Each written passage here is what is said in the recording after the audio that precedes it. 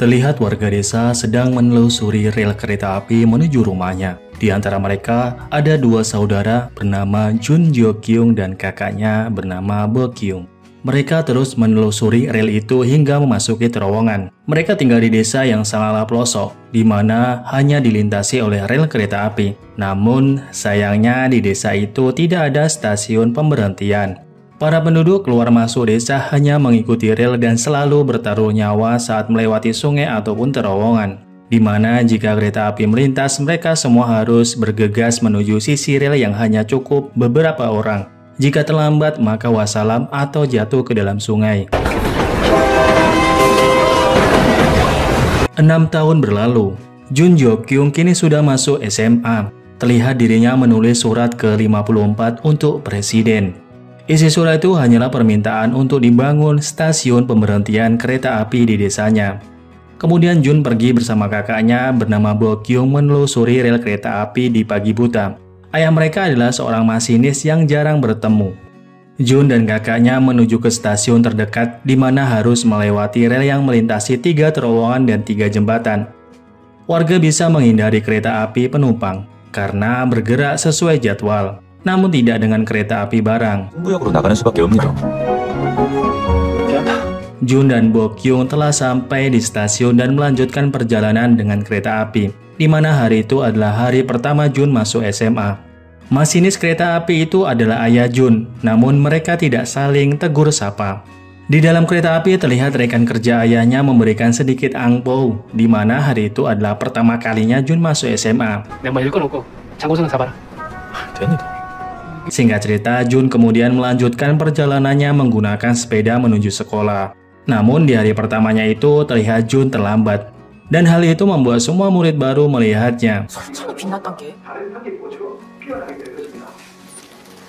Di sekolah, Jun merupakan siswa yang pintar. Dan ada siswi bernama Rahe tertarik dengan Jun. Rahe juga mengakui kejeniusannya dengan beberapa fakta yang ia buktikan sendiri. Rahe terus mengikuti dan memperhatikan Jun dimanapun saat di sekolah. Hingga di suatu hari, Rahe melihat Jun memasukkan surat ke kotak pos. Ia mengira jika Jun sudah punya pacar. Kemudian Rahe menggeledah tas milik Jun dan menemukan sebuah surat. Di mana saat itu Jun sedang dipanggil oleh gurunya yang memberikan buku tesis doktoral temannya. Guru itu memberikan pada Jun untuk dibaca oleh Jun. Karena guru itu menganggap Jun terlalu jenius dan telah membaca semua buku yang ada di perpustakaan sekolah. Kemudian kembali pada Rahe yang sedang membaca surat milik Jun dan saat itu juga Jun merebut suratnya. Di sore harinya saat Jun tiba di rumahnya, ia melihat ayahnya. Mereka kemudian makan malam bersama. Ayah Jun mengingatkan padanya jika ia harus sadar dan berhenti mengirim surat pada presiden, di mana isinya adalah memohon dibuatkan stasiun di desanya. Namun Jun kesal karena hal itu tidaklah salah. Lalu ayahnya pergi meninggalkan Jun.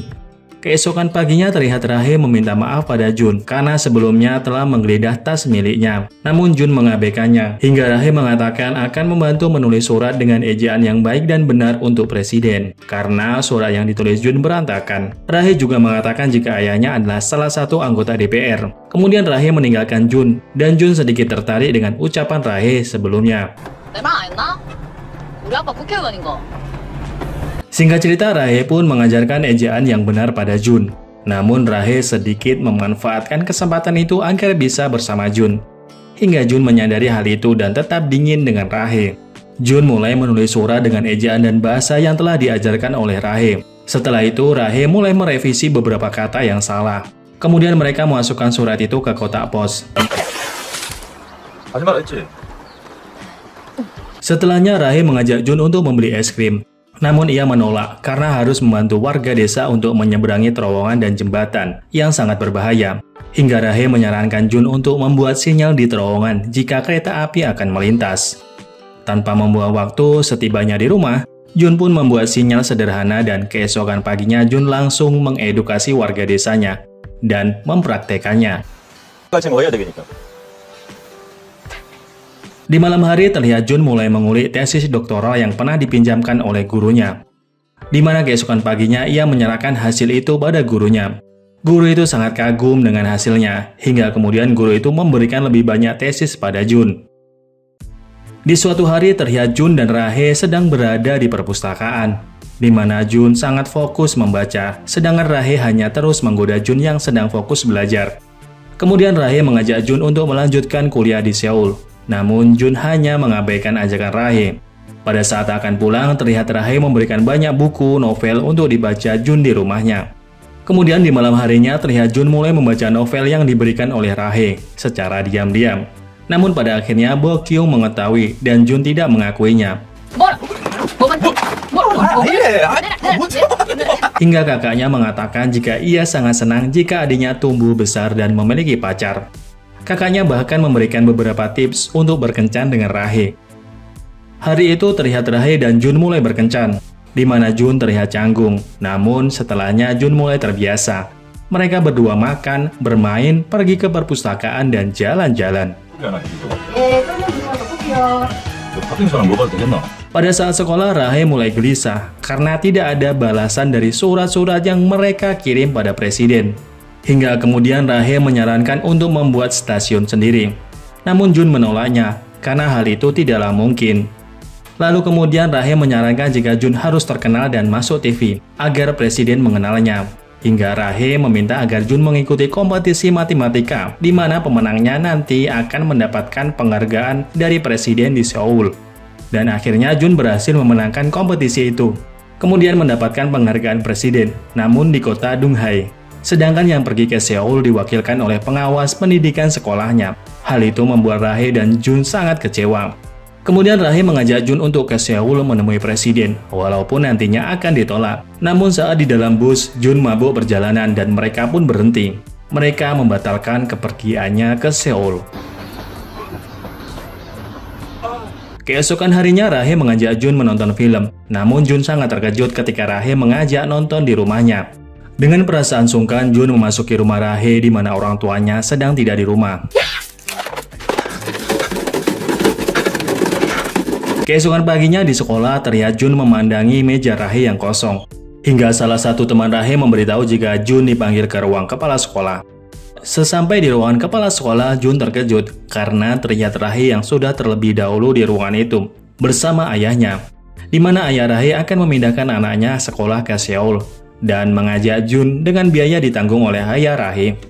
Mendapatkan tawaran itu, Jun lalu menemui ayahnya untuk bicara di kantor. Namun ayahnya terlihat terburu-buru dan sangat sibuk. Ia mengatakan untuk berbicara lain kali. Kemudian Jun pulang. Di dalam kereta api di tengah perjalanan, saat itu Jun melihat ramai orang membawa senter di sungai. Setelah turun dari kereta api, kemudian Jun berlari dan ia melihat sinyal di terowongan rusak karena kotoran burung. Dirinya lalu bergegas menuju sungai dan melihat korban yang tidak selamat ditarik dari sungai. Terlihat ayah Jun berada di antara orang-orang itu dan terus melihat ke atas. Ia melihat Jun yang berada di rel di atas sungai. Jun mulai tidak stabil, di mana dirinya kembali teringat masa lalunya. Ketika saat itu dirinya mendapatkan piala memenangkan juara matematika. Kemudian pada saat pulang, mereka melintasi rel di atas sungai. Tiba-tiba saja kereta barang lewat. Mereka semua bergegas menuju salah satu tepi rel yang ada di tengah. Namun saat semua orang berhasil ke tepi, piala Jun terjatuh. Dan kakaknya Bo Kyung mencoba meraih piala adiknya itu. Namun naas, kakaknya Bo Kyung terjatuh ke sungai dan Jun melihat dengan kedua matanya sendiri. Setelah itu ayah Jun mendapatkan kabar jika Bo Kyung jatuh ke sungai. Mereka semua terus mencari jasad Bo Kyung hingga larut malam. Namun hasilnya nihil. Mereka hanya mendapatkan piala milik Jun.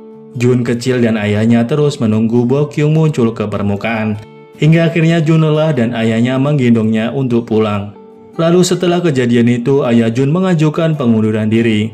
Namun pimpinan menahannya karena ayah Jun adalah masinis senior dan memahami rute. Jun sangat sedih, bahkan ia membuang piala kemenangannya. Namun di malam hari, piala itu kembali ke kamar lagi. Hingga setelahnya Jun melihat Bo Kyung muncul. Hal itu membuatnya tidak ingin pindah walaupun ayahnya memaksa dan menyeretnya. Setelah kejadian itu, Jun dan ayahnya tidak pernah saling tegur sapa hanya untuk masalah sepele. Di hari berikutnya, terlihat Rahe menelpon Jun namun tidak ada jawaban. Rahe menunggu di simpang namun tidak bertemu dengan Jun. Hingga hari hujan dan sopir Rahe mengajaknya untuk pulang. Karena hari itu Rahe akan pindah ke Seoul. Namun di sisi lain Jun melihat dan bersembunyi. Jun pun pulang. Di tengah perjalanan ia menemui anak kecil tengah menunggu ibunya yang terjatuh di sungai beberapa hari yang lalu. Kini hari-hari Jun berjalan seperti biasa, namun tanpa ada Rahe. Singkat cerita, terlihat Jun mendapatkan telepon dari seseorang di mana ia menanyakan tentang surat yang pernah ia kirim pada presiden. Kemudian di malam hari, Jun, ayahnya dan beberapa tetua desa berkumpul, di mana presiden menyetujui pembangunan stasiun di desa tersebut, namun butuh waktu lama untuk melakukan hal itu. Jun kemudian mengajak untuk melakukan swadaya dalam membangun stasiun, namun para tetua desa tidak yakin dengan apa yang dikatakan Jun. Hingga keesokan paginya, terlihat Jun mulai meratakan tanah yang akan digunakan sebagai stasiun. Terlihat juga Jun mendapatkan kiriman dari Rahe, berupa kaset yang merupakan isi hati Rahe yang merindukan Jun. Jun berniat membalasnya, namun tidak kuat merekam semua isi hatinya. Ia lalu mencoba menulis balasan melalui surat, namun pada akhirnya surat tidak dikirim.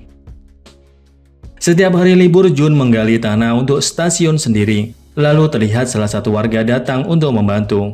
Setelah beberapa hari, akhirnya semua warga datang membantunya. Dengan semangat gotong royong warga setempat, pada akhirnya stasiun berdiri dan diberi nama Stasiun Yangwon. Di sore hari saat Jun pulang sekolah, terlihat Rahe datang ke rumahnya. Mereka pun makan malam bersama. Rahe tidak mengetahui jika kakaknya Jun telah tiada. Di tengah makan malam mereka, Rahe mengatakan jika Jun bisa mendapatkan kesempatan untuk belajar ke Amerika.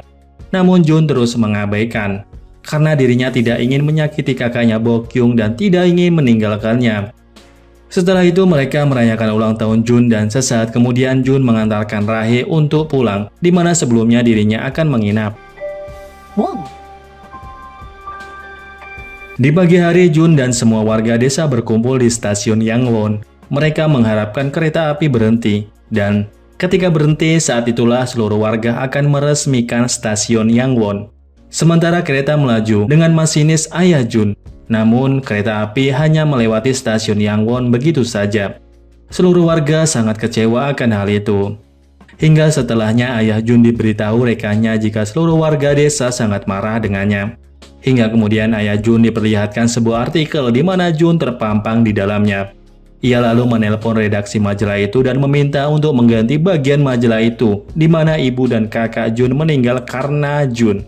Namun redaksi itu mengatakan jika hal itu berasal dari Jun dan tidak ada dibuat-buat oleh redaksi.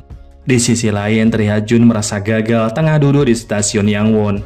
Arwah kakaknya Bokyung menghampirinya.